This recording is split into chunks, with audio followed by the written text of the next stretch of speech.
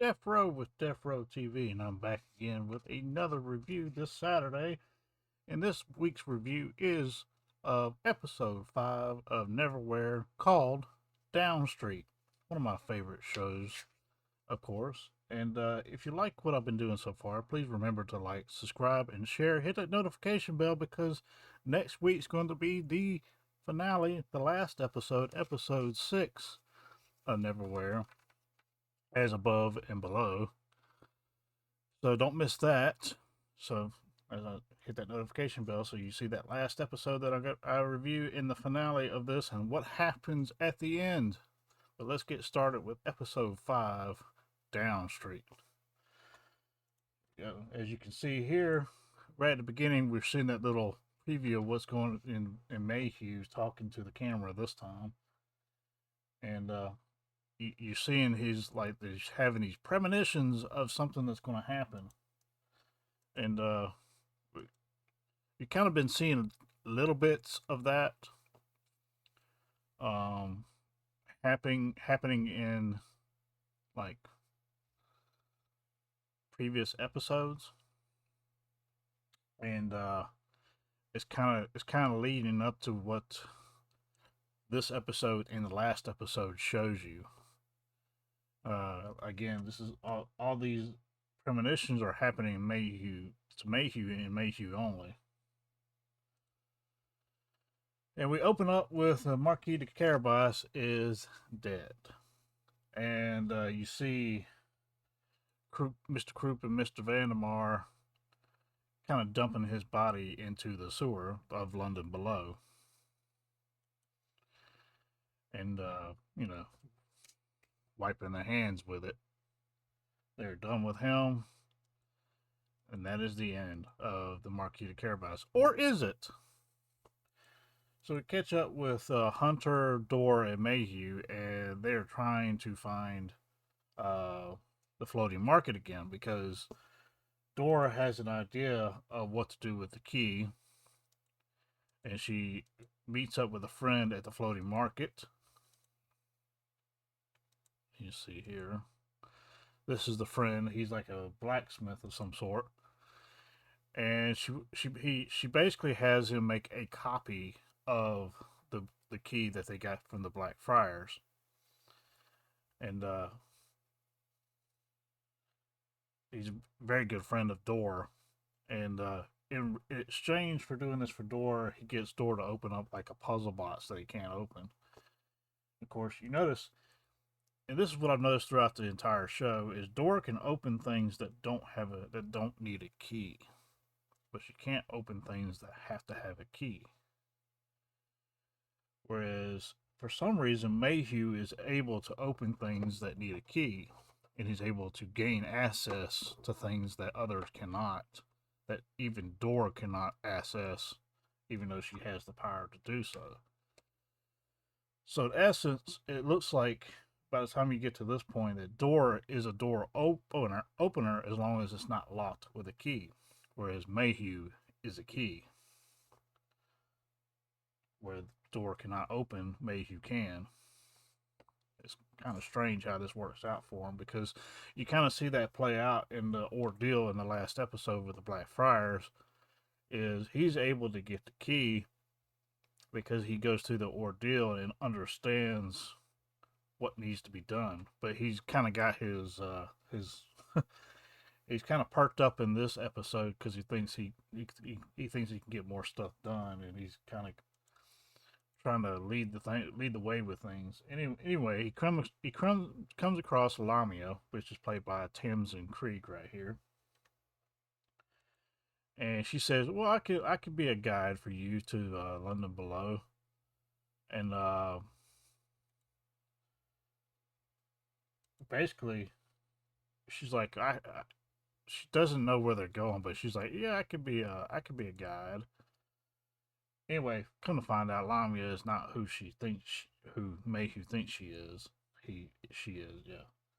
So, but anyway, he gets kind of enticed by her and brings her along as a guide because Marquis de Carabas has not shown up yet. And that's kind of where they were supposed to meet the Marquis, is at this floating market, but he has not shown up. And we cut to see, see if I can find a spot where, yes, here we go. The Old Bailey is carrying out his promise to the Marquis de Carabas, or his, you know, his favor that he owes the Marquis de Carabas. These people, these two people that you see next to the Old Bailey right here behind the Marquis de Carabas, they picked his body up out of the sewer and they brought it to the floating market to sell. Basically, they sell everything at the floating market, including things you shouldn't be selling. So he ends up like trading some stuff for the Marquis de Carabas's body, which includes like a dang deodorant stick of some sort. This is so weird. So he trades with that, and he gets the body from these two people that were selling it at the floating market, and then carries it to the top of this tower, and sets that little metal box that the Marquis made him hold. And this is all opinions, my own opinion, but the box has like this little bitty egg in it, and as he taps the egg to crack it, all of a sudden this wind picks up, and like this all this stuff starts sucking right back into the box, and it's sucking right back into the Marquis de Carabas. In my opinion, what this is, and what this little egg in this box represents, is a piece of the Marquis de Carabas's soul that he separated from himself and put it in this box. In case he was ever to pass away or die, be killed, whatever, you can use that little piece of his soul that's trapped in this egg as a way to gather the rest of the soul that has left his body. So the power of the magic that this thing possesses, when the Old Bailey keeps it for him and finds his body, puts it on his body, opens it up, cracks it open, the rest of the Marquis de Carabas's soul is drawn back to it and put back in the body, thus bringing the Marquis de Carabas back to life. Thus, Old Bailey has kept up his part of the deal and kept his promise and has returned the favor to the Marquis de Carabas. So, in essence, the Old Bailey came through just like the Marquis de Carabas thought he would. Pretty cool on him, in my opinion. And of course, the Old Bailey is like, what does death feel like? It's cold and dark, just cold and dark. And then he's talking about, and that probably has a lot to do with because his entire soul did not leave. It couldn't leave because part of his soul was trapped in that little box. So, yeah, it's a crazy way. But the whole reason Marquis de Carabas, he's like, why did you get yourself killed by the Croup and Mr. Vandermar? He said, well, Mr. Croup and Mr. Vandermar tend to say a lot more and give off a lot more information when they think they're around a dead body. So what the Marquis de Carabas is saying is he couldn't be entirely killed because he had a piece of his soul hidden in that box. So he was able to listen in when Mr. Croup and Mr. Vandermar thought he was dead, and he was able to gather the information from them because they just talked willingly in front of a dead body, not knowing it was listening. And so he's gathered all the information he's needed to figure this whole thing out. And he knows who Mr. Croup and Mr. Vandermar work for, why they're working for him, and what the Angel Islington's goal is at this point. So now the Marquis de Carabas has basically got to catch up with the rest of the group and help them before it's too late. But not before Mayhew, like I said, he gets Lamia to lead them to what they call him Down Street. Because apparently Down Street is the only way back to Islington the Angel. And at this point, Dor and Mayhew do not know Islington is the one behind all this. we know as the audience because we're watching the movie, the show from the outside. But and just a reminder, if you want to watch this show in its entirety, you can watch it on Pluto TV app, and it's free. You just have to watch the commercials, but it's worth it. It's only 6 episodes. Each episode's only like not even 30 minutes long. Great show. Carrying on. So they make it to Down Street, and this old man leads them to like an elevator, and then the elevator leads them down a shaft, and they have to go across this wooden plank to get to the staircase to go down to Down Street. And this is when Mayhew finally reveals like he's deathly afraid of heights, and he kind of gets stuck in the middle of the plank, not being able to cross, and Hunter has to come across and help him across. But for some reason, and I never understood this because when you find out where Hunter is on all this, why she decides to go across and save him, I never really understand. But she knows Dora's not going to move on without him, so she goes out there and grabs him and pulls him across. Well, then Dora and Hunter get going down the staircase to Down Street, and Mayhew and Lamia are behind, a little bit way behind, and Lamia starts to entice Mayhew into giving up his warmth. And what she means by this is essentially taking his life. Because come to find out, she's like some type of succubus of some sort.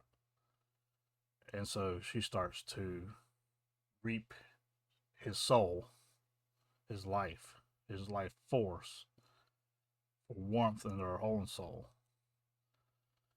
But then good old Marquis de Carabas shows up right in time to save Mayhew. It makes Lamia give the soul back, put the soul back into Mayhew, and sends Lamia on her way.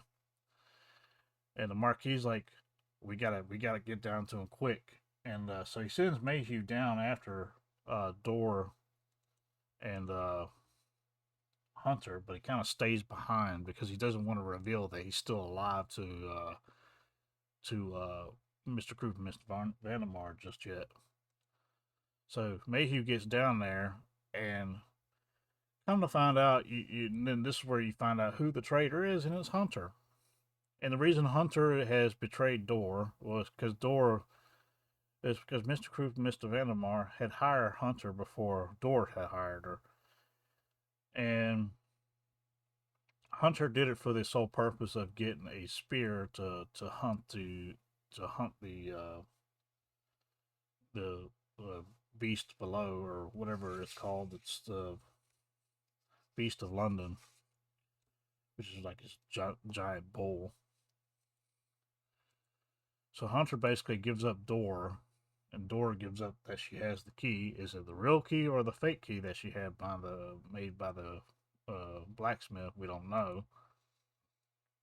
But Mayhew tries to mess with him a little bit. He gives him like the key to his like apartment and say, "Hey, I got the key," and it's like, "Yeah, that ain't gonna work." And so Mr. Vandermar kind of kicks the shit out of him for a couple of times, and then they leave off. They leave off with Dor and go to Islington, leaving Mayhew and Hunter behind. And Mayhew's just like, "How could you do this? Why do you want to do this? Why is it so important to you to take on this beast of London that you're willing to just give over somebody to an angel?" And then that's when, yeah, so they kick him some more, and they leave. And what you find out now is, you see right here. Now we know Mr. Krupp and Mr. Vandermar have this little token, this little bull token, because that's what Dor has. The Dor had the token. But as you can see here, Mr. Krupp, yeah. What you find out is at the end of Down Street, there's a maze that leads to Islington, and the only way to get through this maze is to have that token, so that the Beast of London doesn't mess with you. If you don't have that token, the Beast of London shows up and kills you. So Mr. Krupp, Mr. Vandermar, and Dor have one token, which is the one that Dora had gotten from Islington. When Islington told him this is the only way back, is you have to come the long way, which is through the maze.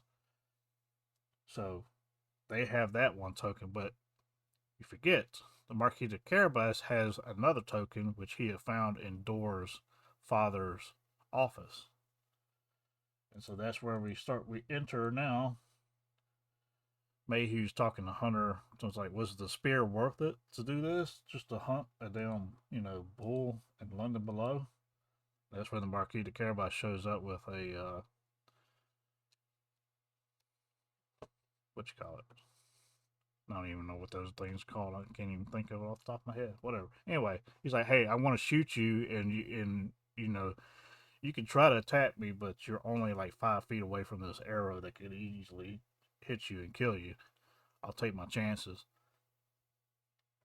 And so the Marquis de Carabas finally tells Mayhew what the whole ordeal's going on, and that Islington is behind the whole thing. And Mayhew's like, well, but he's an angel.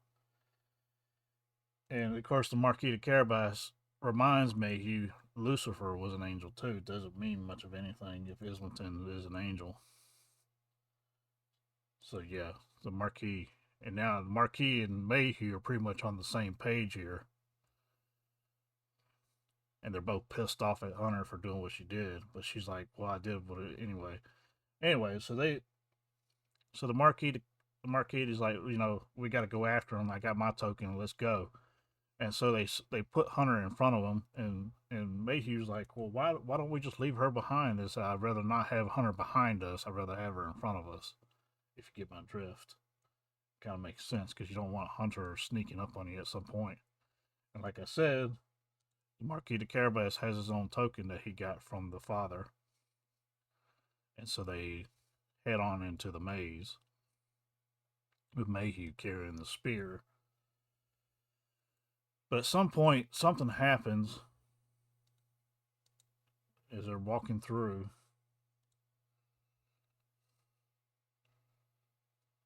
You know, he trips over like a bunch of dead bodies and stuff. And Marquis, because the Marquis is kind of weak at this point, he's just been killed and brought back to life, and so he's not exactly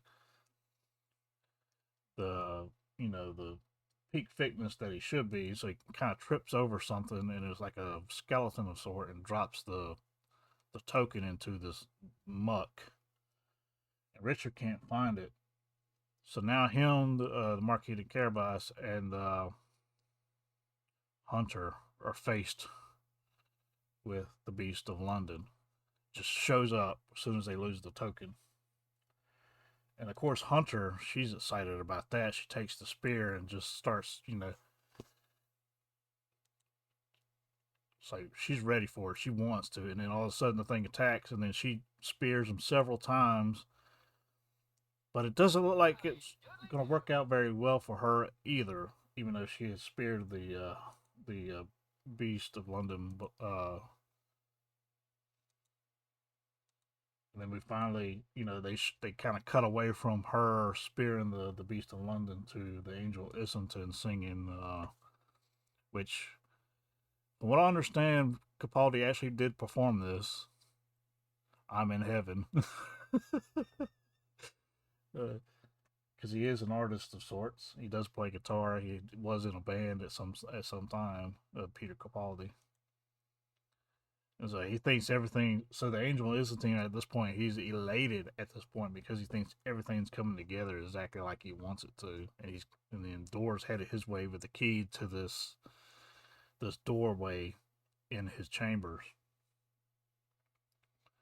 and so he's kind of like elated about the whole thing. I'm in heaven. Yeah, there you can see there. And then that is the end of episode 5.